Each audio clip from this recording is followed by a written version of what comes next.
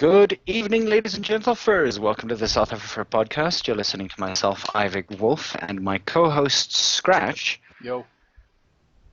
And our guest this evening is Dante Bay. Many of you might have actually heard of him or heard him on the live streams lately with some of the music that he's been playing was called Dante on the, what was it? Bay on the Decks.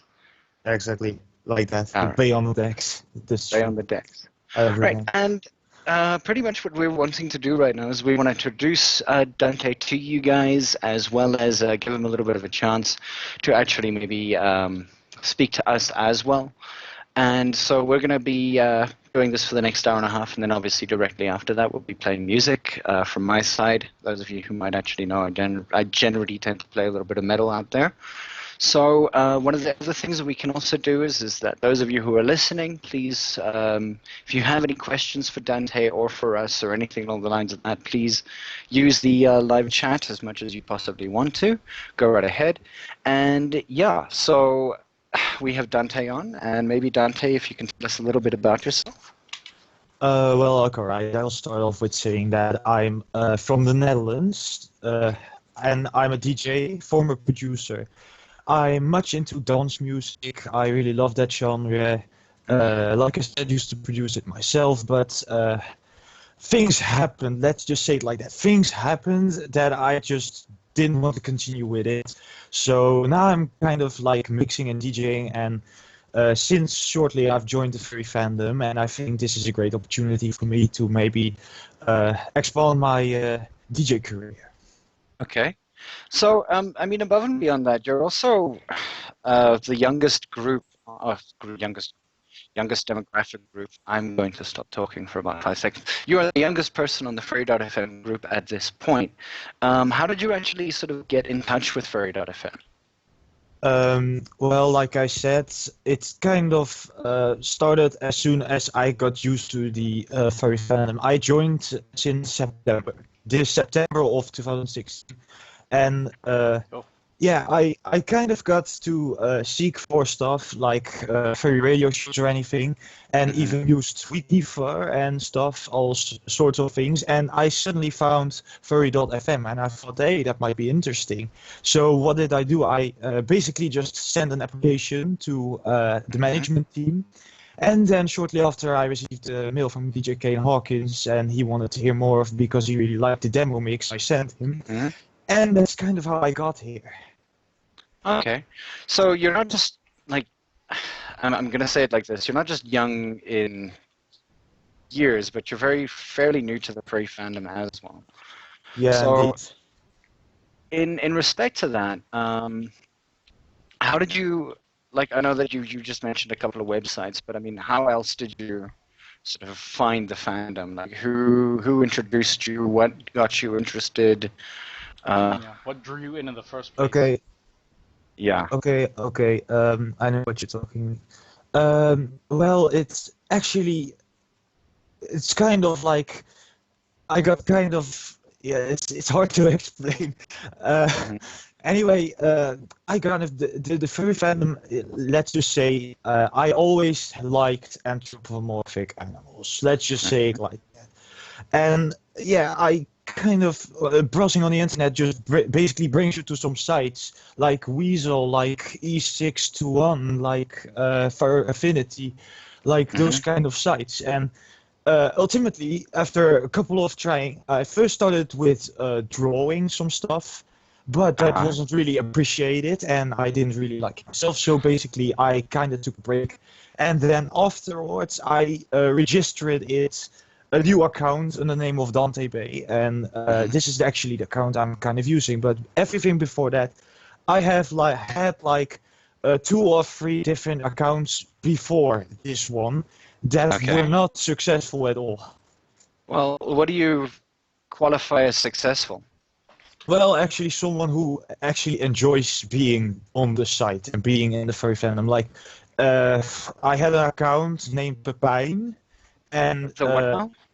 Sorry? Yeah, well, it's Pepijn. It's a Dutch name. It's not my own name, but I just liked it. And on that account, I kind of uploaded stories, but nobody really looked at it, and I didn't really like myself. I wanted to improve myself, so I removed the account and kind of took a break again from Fur Affinity. And later on, I joined Fur Fandom again, like under a different alias, and then I received some hate comments, and then I took another break.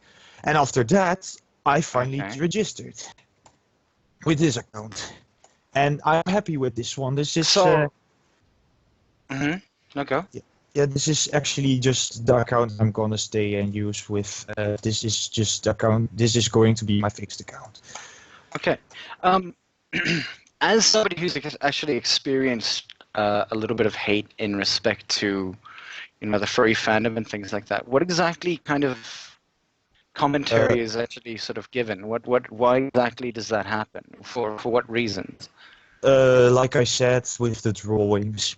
I kind of uploaded like a couple of drawings that I made myself, and then I would get some really random response by someone, I mean, that is I just find baffling how immature it sounds.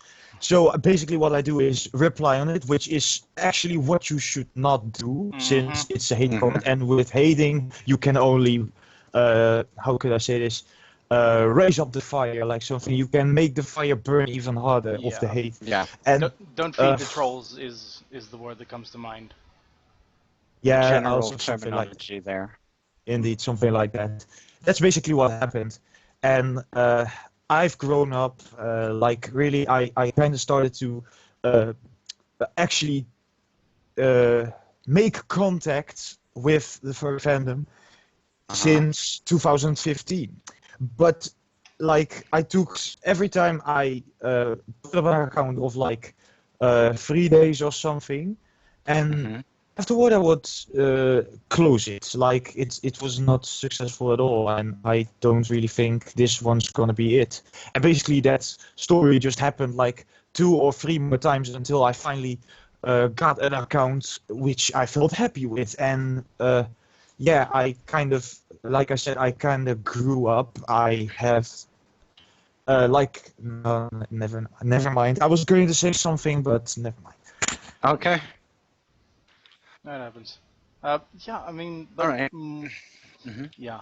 More often than not, when you're trying to make a name for yourself, I mean, don't compare yourself to other people or other people's work, because I mean, you have your own journey, you have your own skill set, and I mean, you're the only person you need to like improve against. So I mean, yeah, it's not, fame doesn't happen overnight. Hell, even the people who made like Angry Birds, like possibly one of the most popular iOS of mobile games out there, it took them 5-6 failed games before they actually hit it big.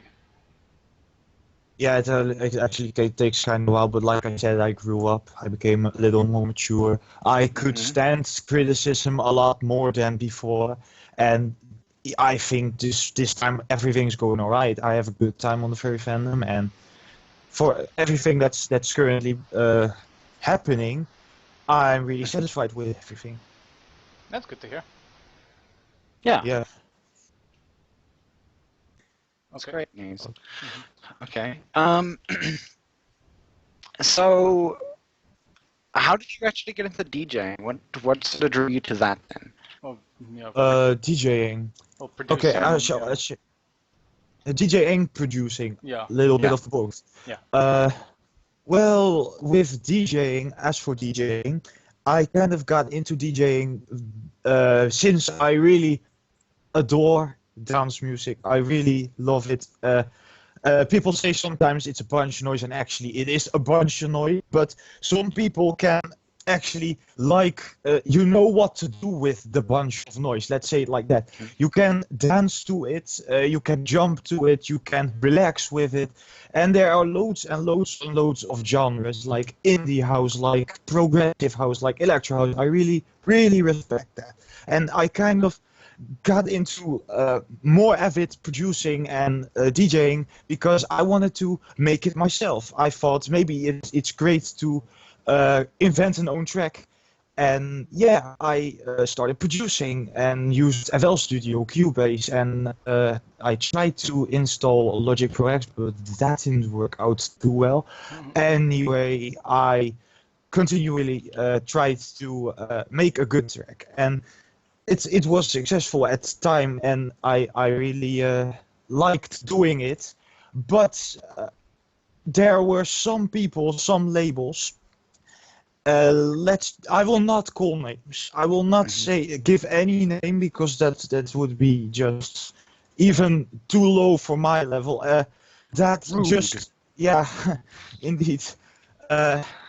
Basically, just like everyone, or actually the label and the DJs on it, sometimes were a bit of an asses, and you just gotta handle yourself through it. And at some point, you just quit with it. You are extremely tired of it. You don't want to spend any time any longer with those guys, and what you do is you leave.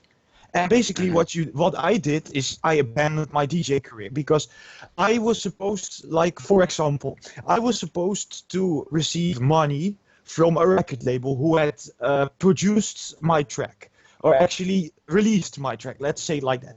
And I am 100% certain that if they sent me a mail with information on it, like this is someone has paid for your track. We're going to pay the money to you in a couple of days. And what happens? Nothing. Absolutely nothing. I get no money. I get absolutely nothing. It is a disgrace. I really, yeah, it was really, it's disgraceful as hell, I swear.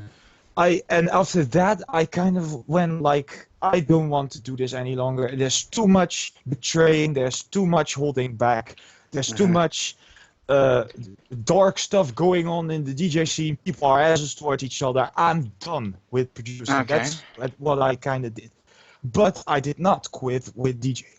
DJing was still really, really great thing to do. And as you know, Furry Fam listeners, I'm still doing a Beyond the Decks episode, not for nothing, right? So, yeah, I still like DJing. It's kind of, it sets your mind free. You can insert all the tracks you like. It's that kind of stuff.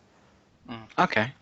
So, I'm just wondering, is that like a normal response from music producers and things like that? Or is that maybe, is that more Dutch scene or Netherlands scene things, or exactly what exactly would be wrong with the music scene? Well, what was wrong was that despite that it was indeed a Dutch label, I will not deny anything. It was a Dutch label, but the thing is, this could happen anywhere. This could happen everywhere in the world. Since like somebody else told me recently, there are so many people in the world who actually want to become big as a producer or a DJ. There are insanely many producers and DJs out there.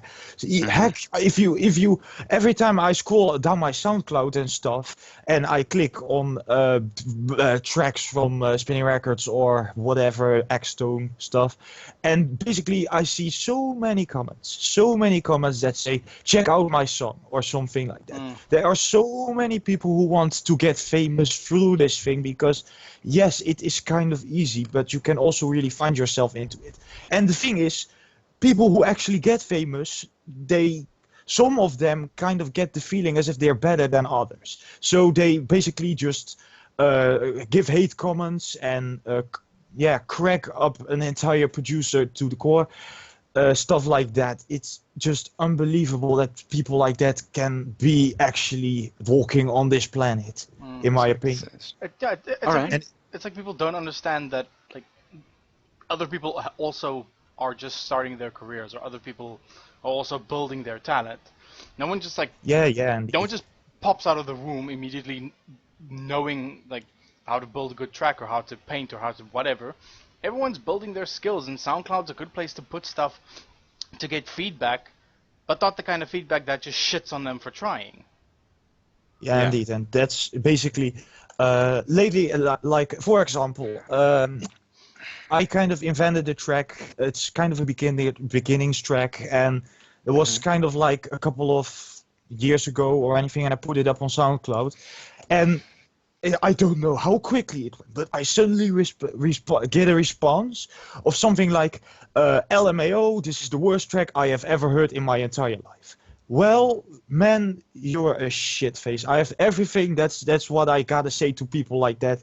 How the fuck do you dare to actually say this kind of stuff to people who just start? How do you dare?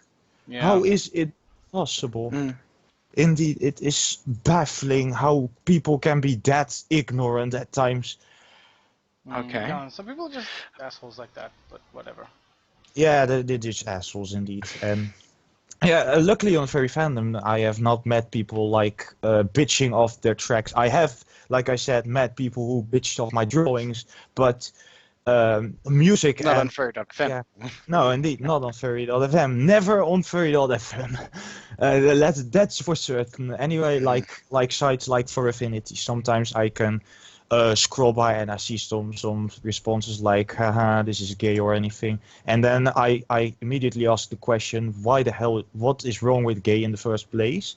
Like, there are people out in the world that just get banned and killed for being gay. And why gotta you be so disrespectful about it?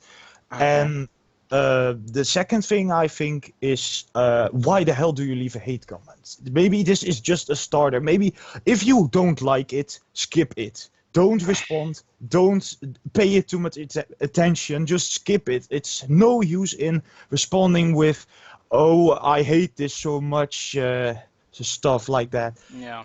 And yeah. I mean, it's a prevalent, I guess, internet quality that we kind of have to deal with on a daily basis. Not that we have to deal with it. I mean, we can choose to ignore it if and when we want to. It's just sometimes they make it very, very difficult to ignore. Yeah. Indeed, it is. That's true. All right. You seem to have a couple of very, very strong opinions there that Yeah, I indeed. think a lot of people actually would agree with. Yeah, I know indeed. that. But yeah, sometimes I let myself go a little too much, like just happened, because I absolutely loathe people who do such things. It is Loathe. Okay, yeah, sorry. I loathe them so much. Issues with accents. Welcome to south-afrifur as well. Okay. But I mean, aside from that, your sort of foray into the furry fandom has been relatively Painless? painless, without pain, painless. That's the word. Yeah, something like that. And have you gone to any conventions in Europe lately? Anything? Pardon me, I was distracted for a moment. What did you say? Have you been to any conventions recently? No, I am not, because like I said, I'm still very, very new to this fandom. And Okay. I don't really have too much experience with everything. And on conventions, actually, I have no idea what to do if you don't possess a fursuit or something like that. Like, maybe walk around in your I don't want to describe it like this, but I have no other choice. In your human form, let's just say it like that. That is just, not what I want to do at a convention. Sorry. At a convention, yeah. But yeah, at a convention. That's the word I wanted to say. But you know what I mean, right? Like, I'm kind of still searching for stuff, and it's backing out really well right now. I hope it keeps up like this. That's basically my experience with the furry fandom. Okay. Your persona, I guess we can call it that, is a lizard or is it a dragon? Whiptail lizard. Whiptail lizard. Okay. Yep. All right. I've actually not necessarily seen. Yeah, Whiptail. it's not really around that much on the furry fandom. If you want to know how I actually kind of got this thing, well, it's partially because before I chose my ultimate persona, I kind of went through all the animals and which one could possibly fit my own personality a little the best. Let's say it like that. And then I did some kind of internet quiz or anything, and it gave me a lizard, and I thought maybe okay, this could be an option. And I kind of begun to think about, it actually kind of fits my personality. I mean, you can be shy, you can be a little bit timid, and you can strike when necessary. You can be angry whenever you need it to be. And I think maybe, wait, I heard something going on there. Where? What's happening? I don't know. I heard my own voice through Scratch's mic, so I don't know. Sorry, my apologies. Okay. I just adjusted my microphone. Oh, okay. Oh, that's good then. Where was I? I kind of forgot. Sorry. Yeah, where how the persona fits you actually. That's where. Yeah. Like I said, it's shy, timid, and a little bit. You can be angry at times whenever you want it to be. Overall, you still remain a little bit on the background. Like you don't want to be. Well, actually, I will not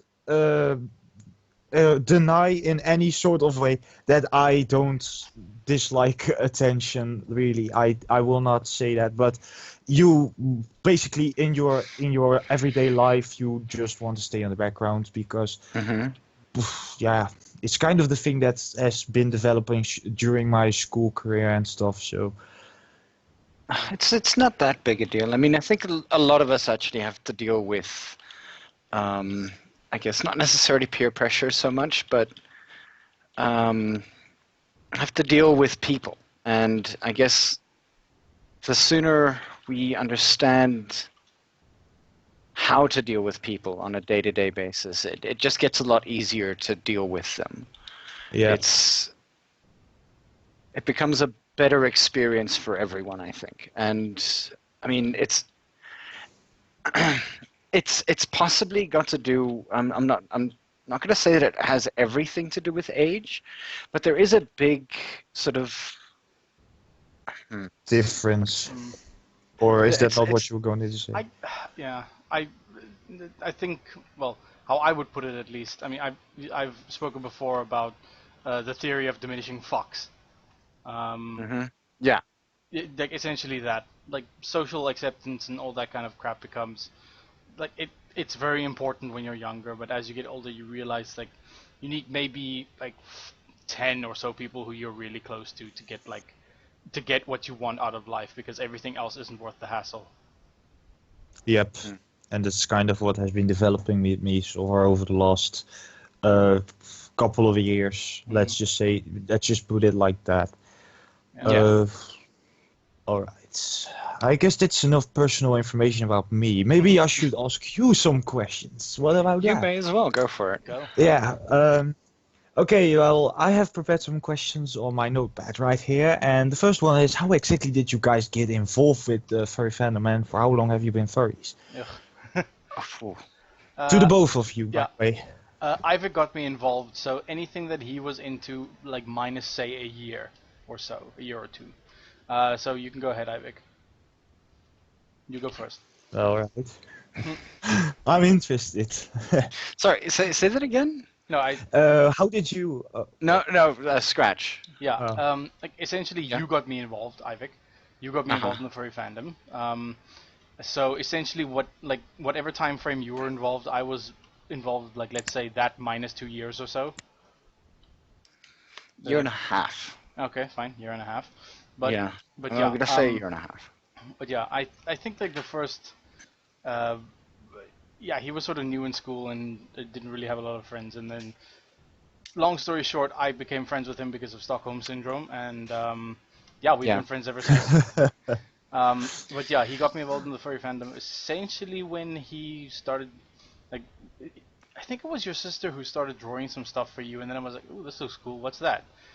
And I asked out about it, and then you pointed me to Jen Seng's work, Spunky. Spunky Wolf, and then from there on I started drawing myself, and I made my own persona and all that. So it was essentially Ivik's doing.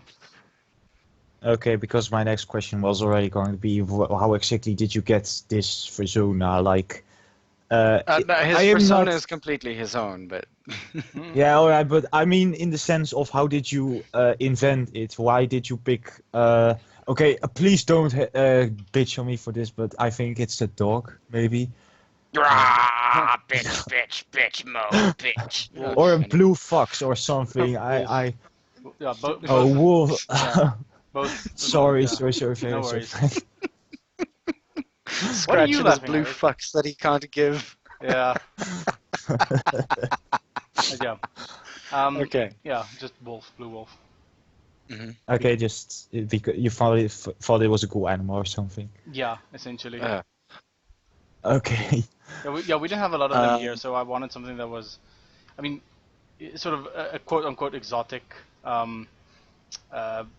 persona would be something that most likely comes from an African country. Like, you don't see a lot of rhinos around, you don't see a lot of gazelles around, so that's sort of exotic or weird. But for me, that's not Lots weird. Of whip-tail lizards. Yeah, for me, like, gazelles aren't weird. Springboks aren't weird. We have Springbok biltong. There's so many of them. Yes. Okay. Or sheep. We could be sheep. Yeah. A new persona. Sell your out. And become a sheep. Sheep nation. Wolf in sheep's clothing? Anyway. Something like that? Yeah, wolf in sheep's clothing could be something like that. Anyway, moving on to the next question. How did you, the two of you, and maybe Ivik, I don't know if he was earlier, get involved or in touch with the Furry FM management team? That has to do with Doge, actually. Doge was at one point speaking to Bravura when Bravura was on one of EC's streams, EC being Electrocat. And pretty much... I would roll back a little bit before that. I mean, we weren't always with Furry FM, so... I mean, fair enough. Tell the backstory there. Oh, that's an interesting story. Okay, so it actually it started on a WhatsApp group where myself and... It started on a WhatsApp group. Myself and Accretion were having this sort of big debate about... What was that debate about anyway? Oh, it was about education. We were talking about education, and I mean, at that point, I was sort of starting my career as a lecturer, and I had a whole bunch of extremely well-held ideas about education, and he was talking about education on a completely different level, and I disagreed with them. And somebody just mentioned, "Oh no, we should actually stream this argument. I can't miss this." And what had happened is that myself and Accretion had sort of said, "Okay, cool, we're going to go on stream and things like that." But throughout the time between the argument itself and the time that we'd put out to have the argument in sort of fruition, we'd come to the agreement that we both agreed on the exact same thing in respect to education. But I was like, well, we could probably still stream. And at this point, I was like, well, Scratch can join us because he's a fairly good orator. And we decided to sort of go from there. And I had it in my head that we could snowball it into something, a little bit bigger than that.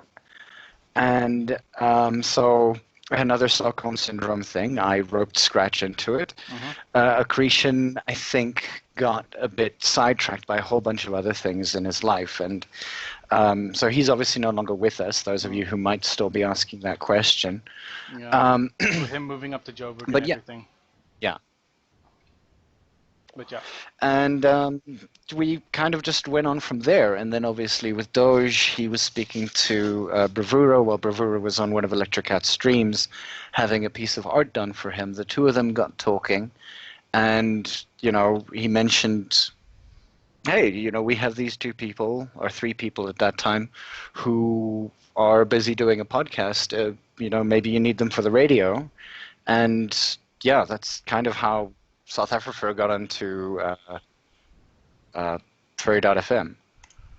And that's also basically for how long was that ago? Maybe I can imagine if this was so long ago. from like when you were 22, or maybe less older, maybe the same age as me eventually. I don't know. Not even. I mean, this was 2 years what, ago, maybe? Yeah, Like, a year and a half. Yeah, 2 years in September, I think. Mm. Yeah, 2 years in September. Yeah. Mm. All right. So it's really not long that we've been doing this. Yeah, In I mean, like, comparison to Scratch and I, we didn't necessarily answer the question. Scratch and I have been, at least I've been in the furry fandom since I was around about, I'll say 12 and a half to 13. So that would be a good few years ago. What is it now? 2017. I need to do math. Well, it's 14 years ago if you're... Wait, no, 16 or so years ago if you're 20... 15 and a half years. I've been in the fandom for 15 and a half years. 15 and a half years is a long time. Mm-hmm. My. I was still in diapers around that time. Yo, Jesus. Yeah. This was And before then the obviously, internet became a big thing, just so you know. Yeah. Yeah, I know. I know a little bit of the history about the furry fandom. So, This is before as a member of the furry created fandom, you can. You know, the rocket and, you know, V2s and whatnot. 1940s something, I don't know. Yeah, I don't know how the 90s went. I was born in it, but nothing more. The 90s were strange. Yeah. Just strange, basically it. A lot of frosted tips and bad rock music. All right. Nickelback? Dude, a lot of shit. Nickelback, Creed, fucking, not Blink, Limp Bizkit. Limp Bizkit, yeah. Yeah. Well, maybe those kind of artists are not really that bad compared to the shit what we get served to right now. I mean, have you ever heard "Booty" by Iggy Azalea, for example? I might unfortunately have, but that was purely because the radio was on, like in my car. Yeah, I listen to talk radio.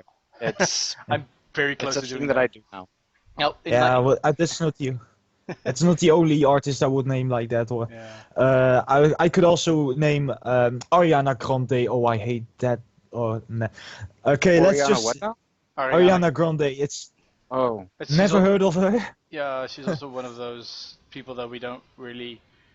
Yeah, you can't really call what she does music. It's just like it's a producer looking for someone with a fat ass to sing, I suppose.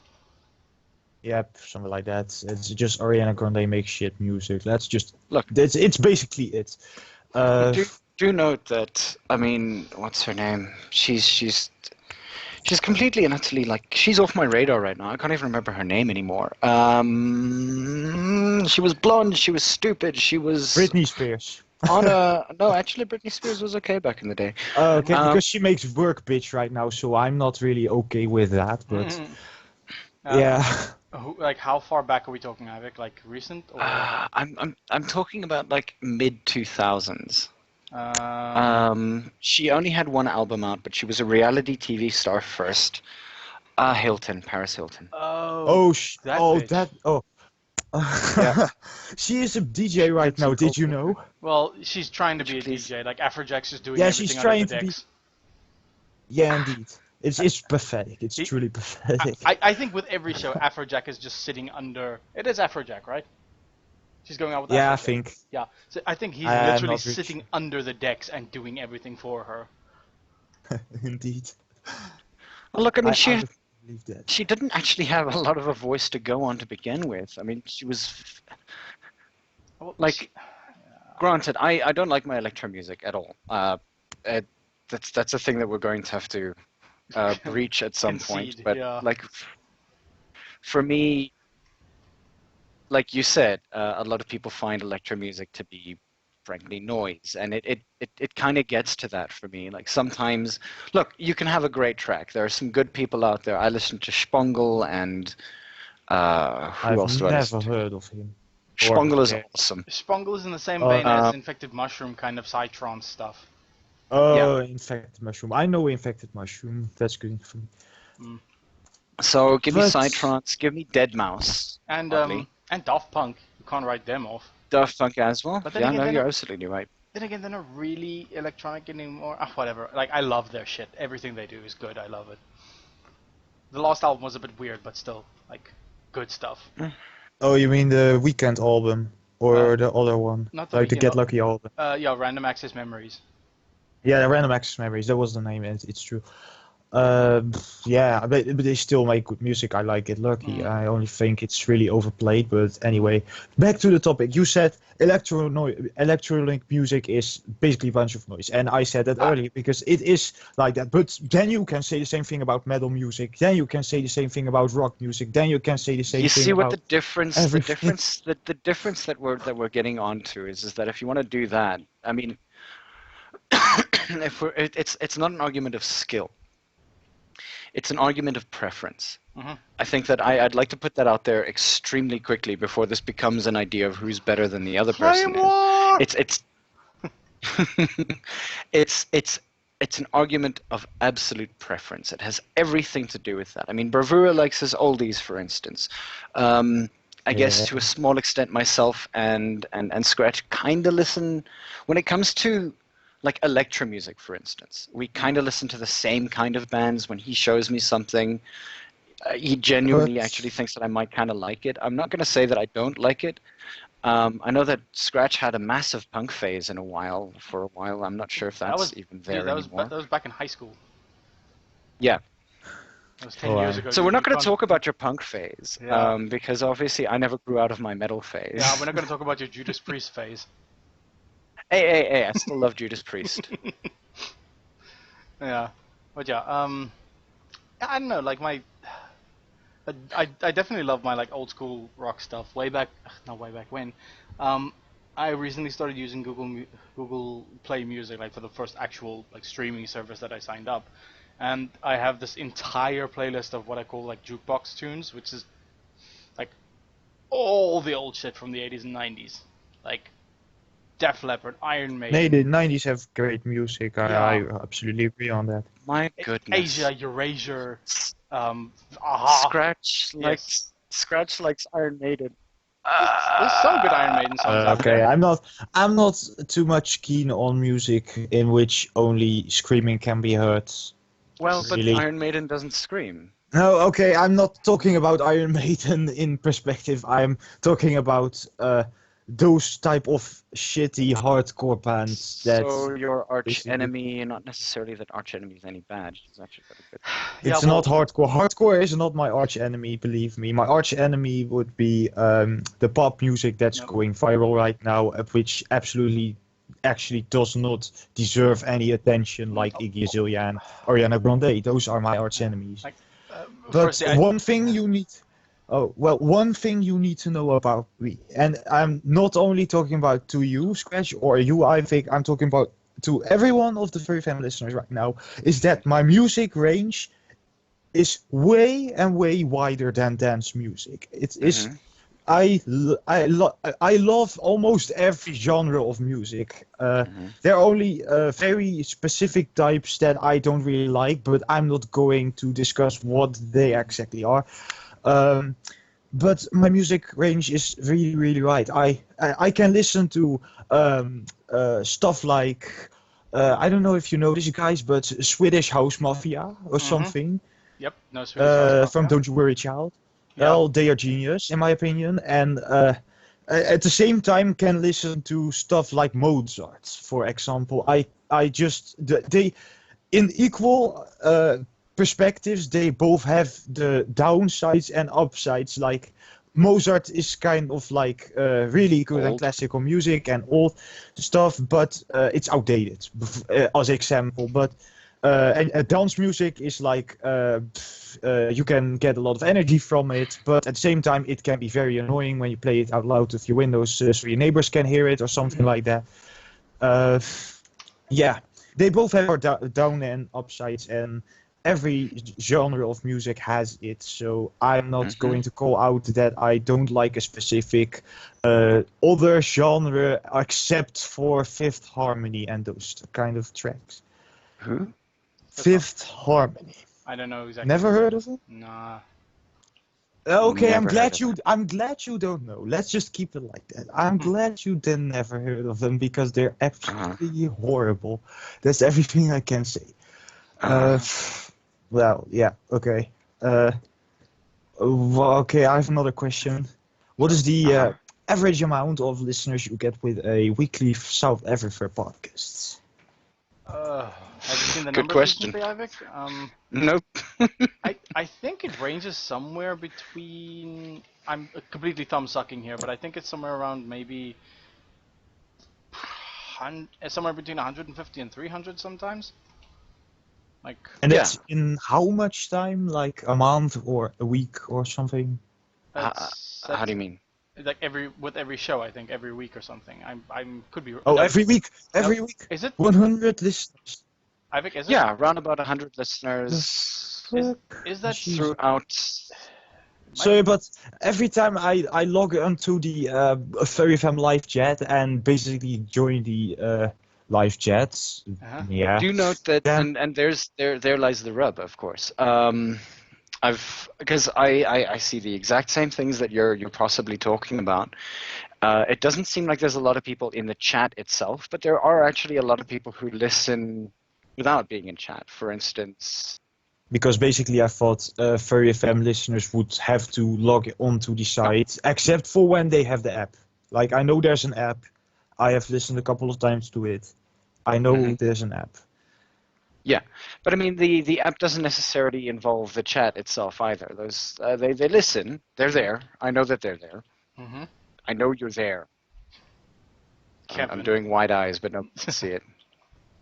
What was I gonna say? But Yeah. wasn't there like some Second Life streaming involved somewhere as well? Like, wasn't there mention of that? I've heard of that. Yeah, I know that I've said it as well. That I do think that they do listen on live chat as well. I'm just not sure where. Mm-hmm. And for those of you who are listening on what am I talking about? Live chat, Second Life. Yeah, no, like they stream off of Second Life as well. In fact, if I'm not mistaken, one of the DJs from here also DJs on Second Life. I'm not going to say where he DJs. Yeah, Narsif. I know it's Narsif. Yeah, he told me. But yeah, I've never ever really paid that much attention to Second Life. I've seen it that it would kind of come. Yeah, how could I say it? It just pops up a couple of times on sites, and you just basically look at it and click on a different link because I have no idea what this Second Life is since I am such a beginner in the furry fan. Look, it's been around for a while, and Second Life isn't like completely furry. In fact, it's not furry at all. Last time I checked, there's just a lot of places for furries to be that have been created by content creators. The works. It's it just happened to become furry. Yeah. Okay. As opposed to IMVU, who's really pushing the furry thing these days. So hard. Okay. But yeah, I mean, Furry.fm is obviously like we get out there because people listen, and some of them actually stream for us, for themselves, etc. Because the music is relatively good. And I mean that's something that I am gonna say. The music's been good for a long time. Like there's a lot of good music that comes on here, a lot of oldies, which I think is very, very appreciated by by use your words. By people. Just people. White people. Actually. Just people in general, I suppose. Like I think we should stop playing Kwaito. Okay. Do you think anyone's gonna fall for that? Like, that's a good question. Does Kwaito really have as much international appeal as we think it does? Well, we can always listen to the Antwoord for the rest of our days. Don't we now? Okay, hold on. We have a Dutch person in the house. So, question: What's your thoughts on the Antwoord? The Antwoord. Yeah. Okay, please South don't. African. Please don't think too bad of me, but I only know the name. I know it's a music group, Okay. but I have no idea what kind of music they make. Okay, And cool. I We'll leave it at just that. saw their name. Yeah, In alright. the same sense, remember that band that you were talking about a little bit earlier? that Fifth you said Harmony? Fifth Harmony. Yeah. Same deal. That's kind of our our connection with them as well. Yeah. So you hate No them. love lost. That's just you basically just don't like them. Yeah. I would honestly listen to Steve Hofmeyr. They're super popular overseas for some reason that we don't understand, and the music, yeah, it's definitely not either of our styles, and oh man, and I know this feeling so. and they're extremely Oh, cool. you know the band? No, I have in the Netherlands here we have a couple of rap wannabes. If you have ever heard the name Mr. Polska, for example, or if you have ever heard the name Ronnie Flex, Seven Alias, Be Brave, etc., all those type of tracks, they are so overrated in this country, so overplayed, so overrated. It is unbelievable.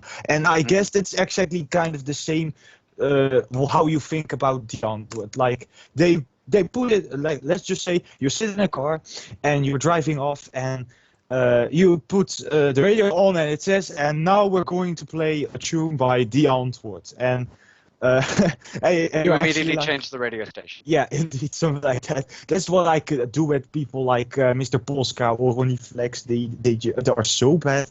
They don't deserve to have anyone listening to them at all. It is, yeah. Very strong opinions. Very strong. Oh, dude, yeah. Yeah, I am like this. Unfortunately, I have very bad qualities, and that's that I can overdrive a little too much at times. So, yeah. No, but my feelings on the Antwoord are widely known. You should know this by now, Ivic. Yeah, it's the same here. They're no. No. Why? Just oh, Yeah. yeah, indeed. It shouldn't exist. It shouldn't. Like, let me put it to you like this: you can take the most annoying metal band in the world, and they're better than the Antwoord. Oh, for you, maybe. Yeah, or get a cat scratching on a piano. You've got exactly the same thing.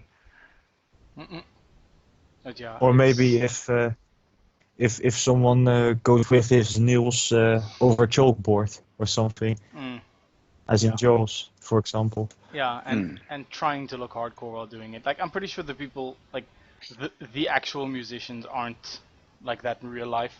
I mean, Jack Barrow is apparently a really nice dude, like, on his own. But yeah, like, I don't know. Like, they're selling a brand that I really can't get behind. Like the Zef style. Why? Why even bother? Safe style, but Yeah, just like it, man. We can do it, though. They are the type of people that I make fun of on a daily basis. I'm sorry. Yeah. That gratingly silly accent. It's just some sort of made I up. would don't once again don't visual me for this, but some sort of Rasta accent, maybe. What? Rasta accent. Rasta accent. No, that wasn't. That wasn't. No. Not quite. That's more Okay. like what would you call it? Like, how would you define it? It's like we know there's a Papalanza accent, like or Barrow. no, Paro, not even really Paro, I suppose, but it's. Well, the first thing that comes to my mind is Bob Marley, but obviously he's not Rasta. It's reggae. I know it's reggae, but it's the first thing that comes to my mind. Let's just it's that basically. How would you describe that accent? I'm still trying to wrap my brain around it. I'll come up with something soon, but yeah.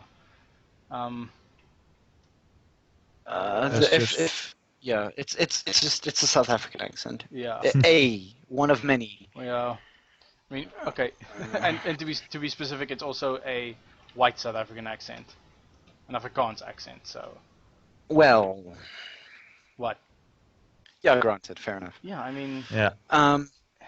you're not gonna find hardcore like English South African people speaking like that. Well, I mean, what about the people from the Cape Flats? I was actually now that you say it, I suddenly kind of remember one more thing I wanted to ask, but not necessarily on stream, but I would like to know anyway.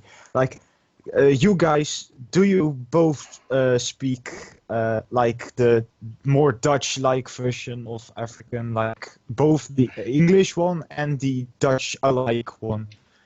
Afrikaans. Ja, Afrikaans. Ja, no. Albei van ons kan juist eintlik 'n bietjie Afrikaans praat, maar ons kan juist eintlik nie Nederlands verstaan nie.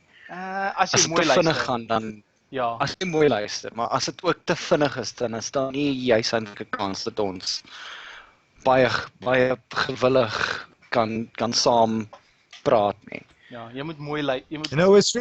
It's really bad that I say this, but I think I just completely understand what you said. Yeah. It is like I said, it is quite alike. But if I was gonna speak Dutch right now, like, hallo gast, hoe gaat het allemaal? We gaan vandaag weer eventjes een nieuwe stream doen met Sketch en Ivik en shit. Dan hebben jullie... Do you have any idea of what I'm saying? Like, yes. No, I understand about like 50-60% of that entire thing. Yeah. I also heard and shit, so that's also something Dutch people tend to say, including me, unfortunately. But yeah, it's the English, Afrikaans and Dutch. I'm very sure like a Dutch person and an Afrikaans person can exchange information if by just talking with their own slowly to each other. Yeah. All right. It sounds like the start of a bad joke, though. A Dutch person, an Afrikaans person, and an English person walking to a bar. One of them just talks about beer, the other one talks about Dutch things. Shit. Yeah. Dutch things and beer. I mean, good conversation abounds, I'm sure, because both of us like our beer, and most of us here in South Africa like IPA brewery and things from Europe better than we like our own drinks. Except ciders. We love ciders. Heineken. You like ciders, dude. You know how many South Africans actually just like consume, not even drink and enjoy, just consume Black Label? Badge likes Black Label. A lot of people like Black Label. I like Black Label like once every now and again. A lot of people like Black Label. A little bit quick before I get back to the topic. Do you guys hear this? Yeah. Yes. Okay. Oh, thank God, the microphone works. Okay, because I thought I just played a very, very little bit of the stream, and I thought I sounded little like what I used to sound like without this mic. So I was like, oh no, please don't say it's broken. No, it's fine. Okay, everything's good. So, let's maybe talk a little bit of future plans. Are you going to have any important guests during next future shows joining you? Okay. The odds are always good. That there might be a very important guest every now and again, but then again, we also think that all of our guests are very important, which is, I think, one of our better qualities. I mean, we treat everyone with equal respect. It's not like oh my God, this person's coming on, and next week we use whatever, some random. It's not like we do that. Yeah. Some guy. It's some dude. Who are you guys? Because I know you have had Rick Griffin as your guest. Yep. Yes. Yeah. And I fucking love Rick Griffin's art, let's be honest. Yeah. And I thought, what? They have a Griffin? What? Oh no. Yeah, something like that. We have a lot of fingers and a lot of pies and know quite a few people. At least by now. So if I just say get me in contact with Fender, for example, you just call in Fender, something like that. Okay, it's a little bit exaggerated. We've been trying to get Fender or what's his alternate sonar again? The Cat. I know. Yeah. I get the feeling that the two of them are exactly the same people. I could be wrong. It is Fender like FA Fender. Mm. Rednev. Yeah. One of the things that I also like, I can give you a list of people that we possibly want on the podcast, yeah, that we have been working on trying to get for a while. We definitely want Uncle Kage on again at some point, but we first need to buy him wine. Yeah, we need to send him wine. That's like, definitely ASAP. a thing. ASAP. The other person, we do actually want to get Dragoneer on here at some point, as well. Dragoneer? Yeah, Dragoneer, the... Like... Okay. Hold up for a second. Like, the other guy who owns FA, I think? Or moderates FA? Yes. Yes. Yeah, because I'm like I said, I'm still not super much of a professional in furry fandom, so Oh, my sweet most of the child. names completely elude to me. So I just some names I have no idea who they are. So yeah, but I was just like, maybe you could give some names to the furry fan listeners, like maybe. Yeah, I mean, yeah, Dragoneer and Fender and those people we would like to have on.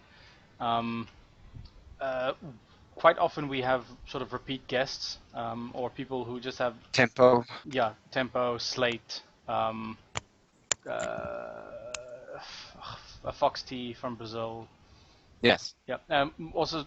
People who just join you once again. Yeah. But it's because they have like updates on their things, and obviously because Brazil is also a growing community.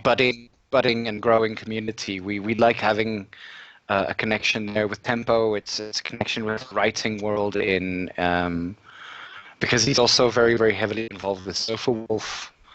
Who else? We've had Kyle Gold on before.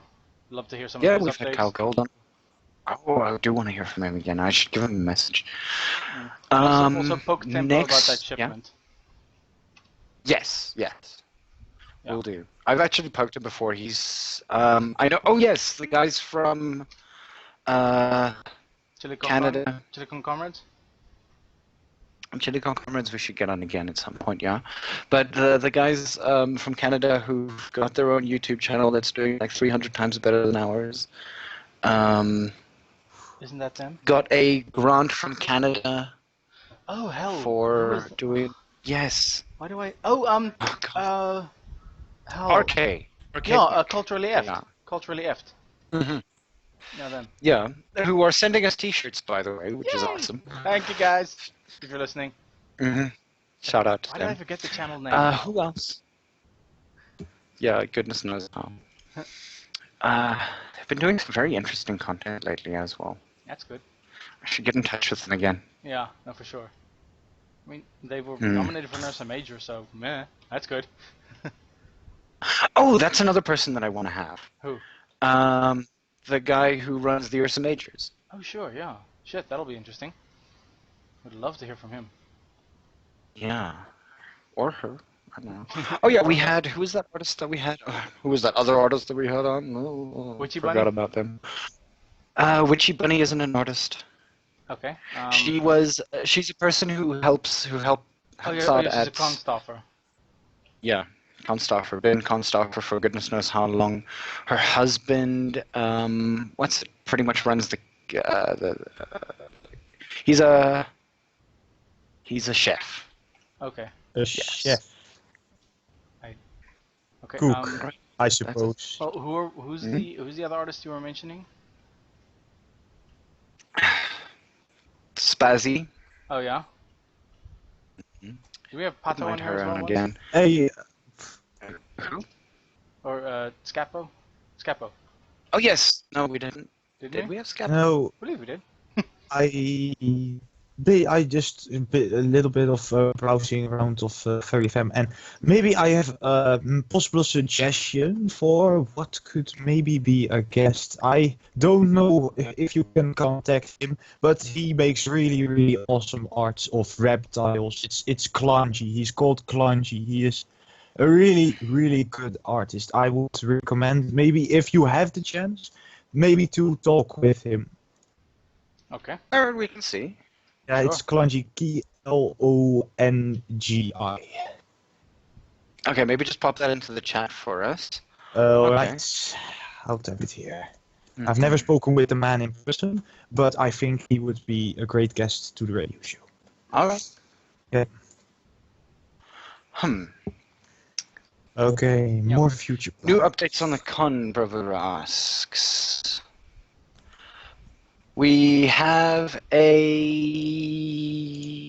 itinerary almost. Yeah.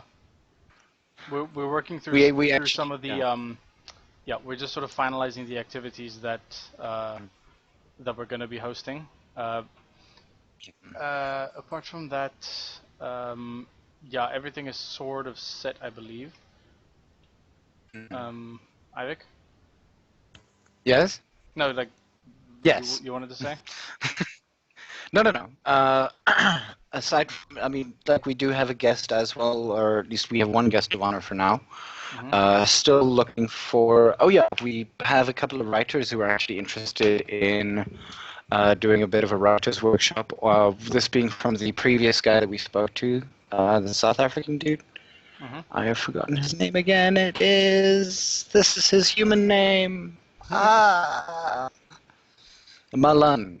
God, why did I forget? I'm just gonna say Malan. Hell, I hate that I keep forgetting these names. Oh my word. Oh lordy. That guy. Just that guy, basically that guy. In February, possibly early March, we're going to be talking to his publisher as well. He's mentioned that nice. might be an interesting... Yeah. So I've gotten in touch with that person. He's running a new publishing or anthro publishing company soon, so he's getting his name out there, which is one of the things that we always like doing, getting people's names out there. Yeah. I don't know. My personal favorite is always speaking to people who are writers. It's one of my sort of personal favorite things. I'm going to say personal favorite time just because I want to. Hello, guys. I am a writer. Yes, you are. Yeah.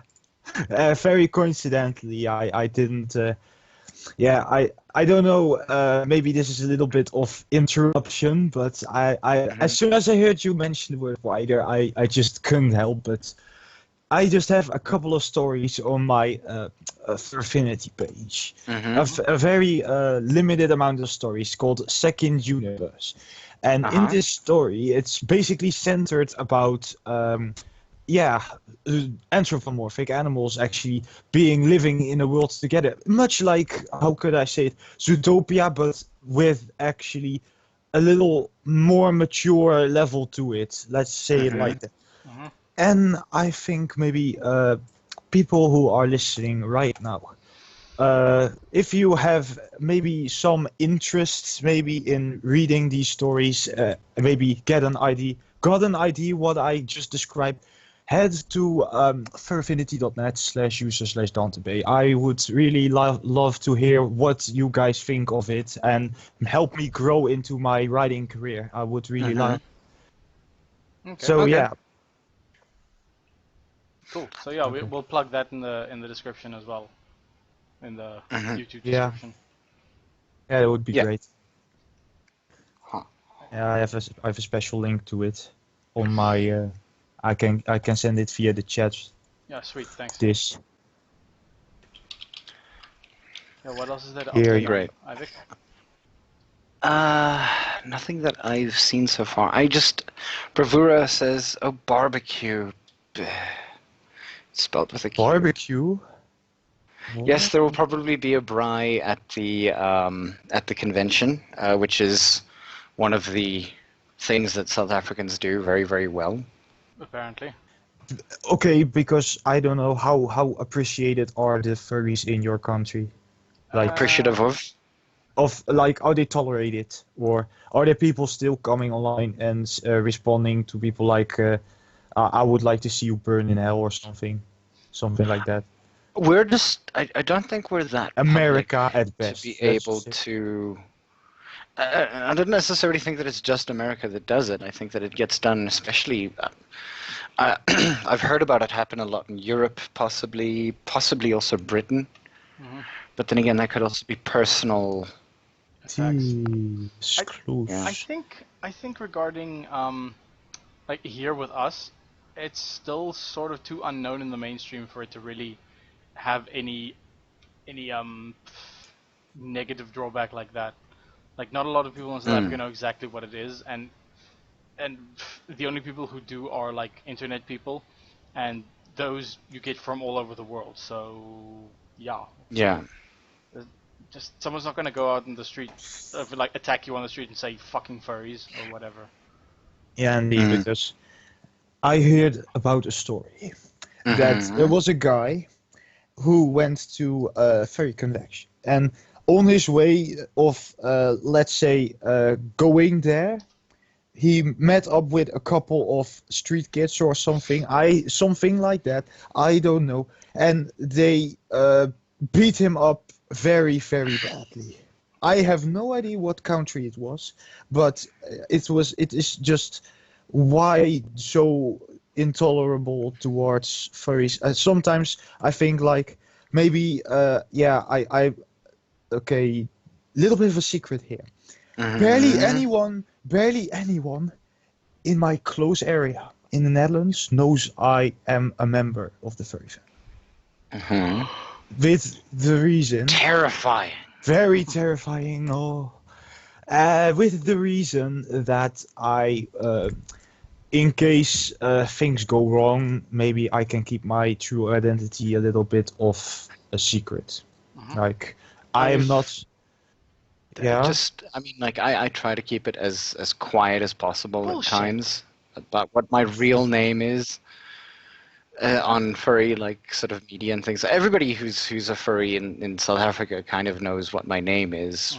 Let me do a guess. Conrad.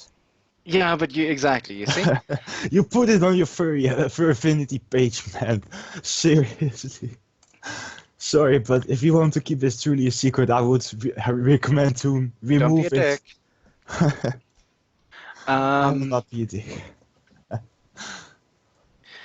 Any case, above and beyond that, I tend to also mention my name every now and again for no apparent reason because I forget who I am. Yeah. Sure. This actually happens. Even on the stream. Like that one time that one time that I was on the stream, that's several times that I was on the stream that I went, welcome, my name is Conrad. God. Yeah, it's not just that one time on the stream. That it's been that few times on the stream. Those several times, many. Yeah. Yes, cat. My cat is talking to me. Yes? What are we talking about? Your cat distracted me. I'm sorry. And we have lost the clue of the show. Thank you for coming, everyone. No, believe me, this is standard practice. Yeah. Oh, where were we?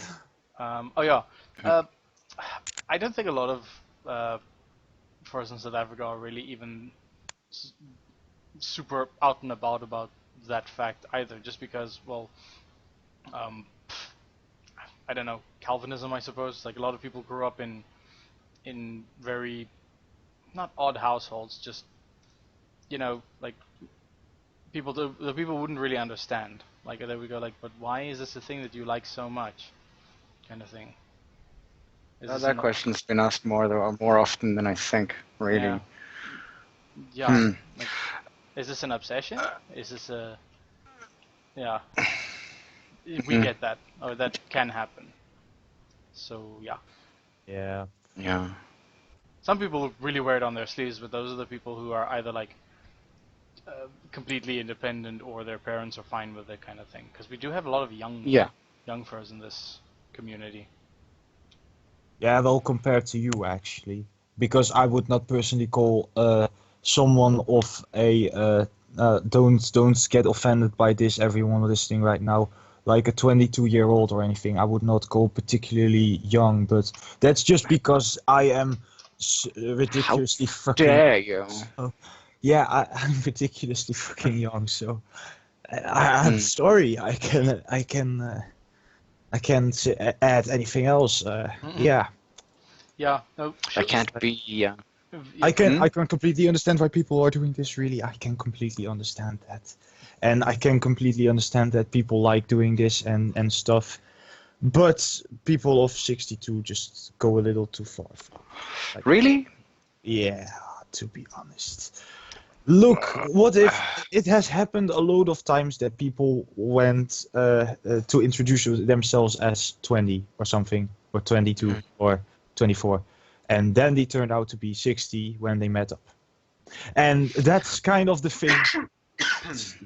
Yeah. Yeah.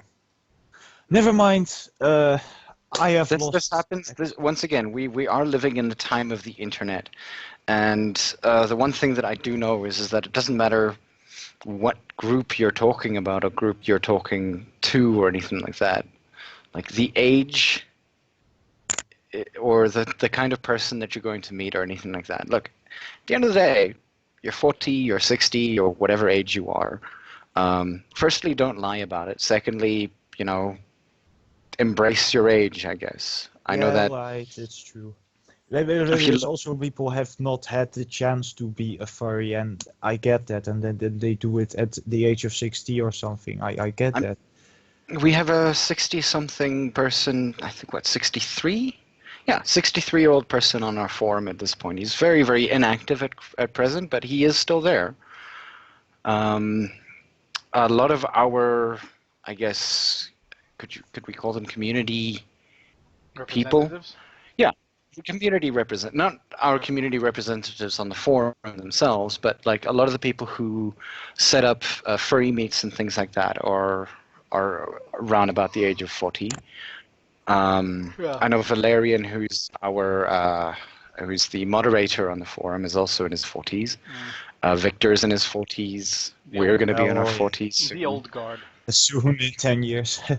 But yeah, I like, okay, I'm gonna get this straight. People may be thinking now like I disrespect ages like 60, but that's not the case. I just find it sometimes a little baffling. And I didn't want to come off as a dick, let's say it like that, because I have the feeling as if I said a couple of things that I shouldn't have said, like what just was said. No. Again, like everybody's allowed their own opinion. You're more than welcome to voice it. It's just, I mean, I guess the term would be clarify the statement, I think. Yeah. Yep.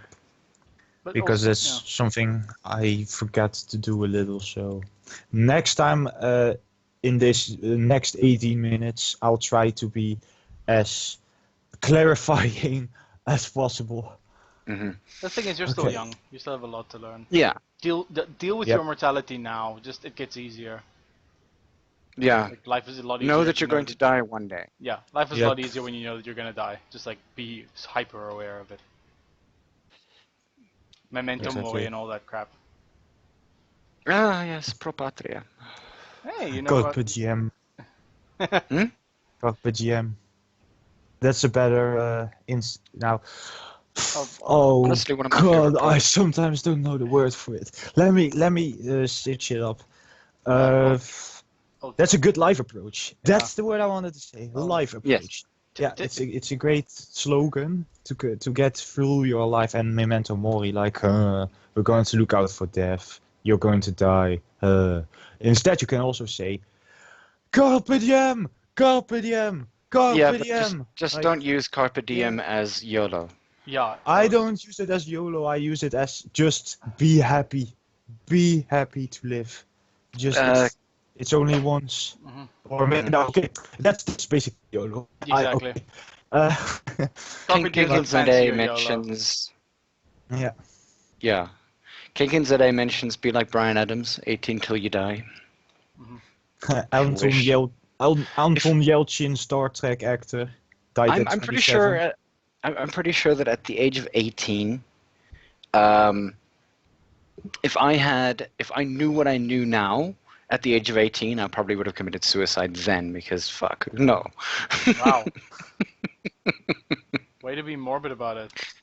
You're welcome. I love it. Like fucking 8 years on. Ugh. 10 years What on. are we meant to do, though? I mean, like, we're old. We're not old, dude. I mean, hell, we haven't even been in the job market for 10 years. 30 is the You gay haven't even bought 45. a Just yacht. putting that out there. Yeah, well, dude, hell, I didn't understand this. I don't understand it either. I you're- just like quoting it. You're as alive as you feel at any given point in time. Like Dylan Martin said it best. Like, you should be as alive as you possibly can until you're totally dead. There's no reason like resigning yourself to be stuck at like, well, I'm 40 now. I guess I need to wear like chino pants for the rest of my life. Fuck that noise. I wear chino pants for the rest of my life. I can't buy jeans. Why not? Like, is it for work? Because they don't make jeans the way that they used to. God damn it, you sound old saying that. They don't make pants like they did back in my day. Back in my day, we used proper threading and actual denim, not this fabricated horse shit. But yeah, yeah, no, I mean, fuck it, dude. But it's absolutely true. Have you bought jeans lately? Yes, I have, and they're fine. They don't feel like denim anymore. They feel like plastic. Well, then buy Levi's. Like, stop buying cheap shit. Uh-huh. Uh-huh. Then again, I'm not. I picky do with not my- have... I'm not I picky with don't my have clothes. 2,500 rand to buy a pair of frickin' Levi jeans. I'm Yeah, sorry. no, same. Like, I'm not picky with my clothes. Like, I wear the same outfit, not like the same outfit, but it's always in summer t-shirts, cargo pants, and footwear. In winter, t-shirt, hoodie, jeans, footwear. That is my life. I go to work like that. I come home and relax like that, and that's my Saturday clothes. I have no one Yeah, to you impress. see, the I thing work is in that you can creative. work from home. No, I can't work from home, but I work in creative, so that's my excuse. I'm a creative person. I work in a creative industry. I'm one I of wish I could agree. I'm maybe like one of 10% of my company that doesn't have tattoos, like visible tattoos. Hmm. There's a guy in my office who has a tattoo of Guybrush Threepwood on his calf. Seriously? Yes. Well, Guybrush Threepwood. Yes. Good on him. It's the character that inspired him to get into game design, so. Or the series, at least, that inspired him, so more power to him. Yeah, I guess. Say that so nonchalantly. Oh, yeah, no, just Guybrush Threepwood. I wonder how many people who are listening right now actually remember Guybrush Threepwood. Yeah, 10 points to anyone who knows the series of games that character comes from. No internet searching. Yeah, no please. no googling. Because it's Yeah. pivotal. It's a lot of people still look up to that series as a staple, as the thing that they grew up with. Yep. Although the genre's making a resurgence. I was about to say it's dead, but it's really not. Adventure games? Yeah, no defs. Yeah. Especially the point-and-click variety. Yeah. I mean, Telltale's doing But- fucking amazing. Yeah. Apparently, the Batman one is really good. The Telltale Batman. Apparently, yeah. Did you know that they made there's a whole bunch of direct-to-video Lego movies out there now? No, I'm unaware of those. I didn't know that. Hmm. But I mean, yeah, Lego Batman's coming out soon, which is obviously a big deal. I don't know. It's weird the way that they made him. I like the actor. I like what's his face? What's his name? I keep forgetting. But he's from Arrested Development, isn't he? Yes. God, what's his name now? He also does the voice for BoJack Horseman. Yes. Arnett. Will Arnett. Yes, Will Arnett. Yeah. One of the many Arnett brothers. Yeah. Huh. Aren't you thinking of the Arquettes? Arquette, sorry, yeah, whatever. That thing. Whatever, those people, fuck them. The Arby's people. Speaking of Arby's, there's it's one of the things that Game Grumps mentioned a while ago. There's a Twitter account called Nihilist Arby's, which is like essentially a restaurant chain. Just like, oh yeah, Arby's is a restaurant chain in the U.S. and just the tweet stream is something. It's just like all this nihilistic bullshit about like, like remember that nothing you ever do in life will ever mean anything, and we'll all die one day. Eat Arby's. Just What? like stuff like that. Yeah, I mean the account's called Nihilist Arby's, so yeah, check it out. I'll have a look. That just sounds arbitrary as It's all funny. hell. It's funny. Okay, so Dante. You still there? Yeah. I'm I hoping was a he is. little busy with a comment on my picture on Furfinity. It's all good. Uh-huh. Yeah. Yeah, we sort of what is dominated it? the conversation there. What's it? What were you saying? Yeah, you said Dante as if you wanted to say something to me. No. Yeah, we were gonna ask you, or I was gonna ask you. Scratch has no knowledge of this whatsoever. Mm-hmm. Now it just sounds like you do. I don't know what you're talking about. So, what was your first Sona? If your Sona now is what you are now, what was your first Sona? A horse. I'm not joking. It was a horse. Nothing wrong with that? Yeah. It's nothing wrong with that, but this just, I don't know, it doesn't fit the Whiptail Lizard. It doesn't come close to it. Let's say it like that. It is nothing alike. The one is big, the other is small. The one is running away from everything. The other gets used to ride on, etc. Like that. Nothing wrong with a little bit of differences riding. God, fuck, I'm Ivan. gonna shut up. Yeah, please. Watch your fucking mouth. But yeah, why did Yeah. Okay. yeah, Anyway. yeah, so you said it didn't fit with your sort of your Nature. character, so Yeah. yeah. My character, my actual. What kind of horse? Palomino? I had no specific horse, to be honest. There was no specific horse type. I just called it a horse. I gave him a little bit of a reddish brown, little kind of like that fur and black mange, but that was about it. And those were also the drawings I made. It was about that character, about that horse. And Horses. yeah, no, only one horse actually, only that one, because I didn't really try to draw other animals around that time, because I thought a horse was pretty easy compared to other animals. But that might just be me. I have no idea. It depends on what you think is possible to draw, what is easy to draw and stuff. I mean, horses aren't something- necessarily the most. They're Like, not super easy to draw, at they're least not- for me. They're not super easy at all. No. No, not really easy. You have to deal with because- a long face and Yeah, okay, trying to alright. not make them look incomprehensibly sad about everything. And those Yeah, cheekbones, that's true. them cheekbones. Yeah.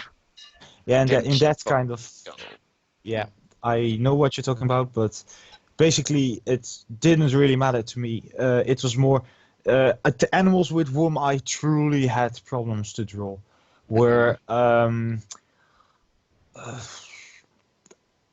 bulls and rhinos. I tried to draw them, but I got more of some sort of weird cartoony figure that ultimately became what it had to be, what had to be a bull or a rhino.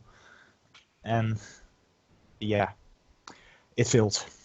Basically, it just failed. It's. I am not a master artist. I am not really a great artist. I'm not even a good artist. I just like to draw sometimes.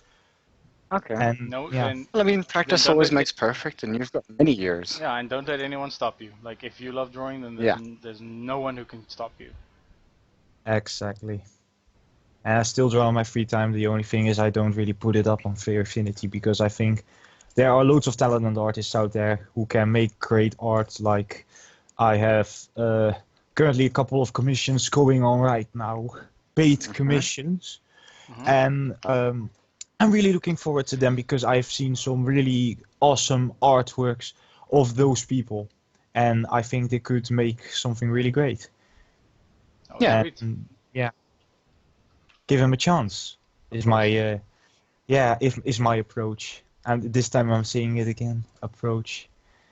As a, I don't know, you're obviously still in school. What do you intend to do afterwards? Media design, something like that. It's a bit of working with audio, a little bit of working with the screen, maybe even do something with films. I really, really love films. I truly have a passion for films, and particularly IMDb top 250 films, if you know what that is. Yeah.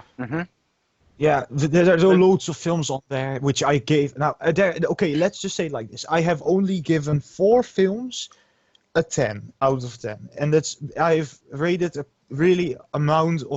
big amount of films on my IMDb account, but there are only 4 who truly are near perfect. There's no film that's perfect, but near perfect. That's the start of something. A Clockwork Orange. Why do you think A Clockwork Orange? Hey? How did you get to Clockwork Orange? Because you have it on your Skype.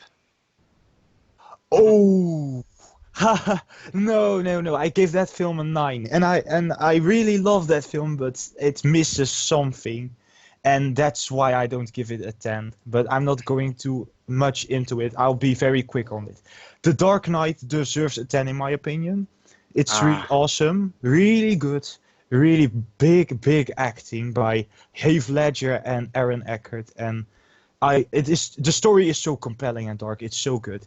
Then there is Mr. Smith Goes to Washington. Maybe people know this title, maybe not.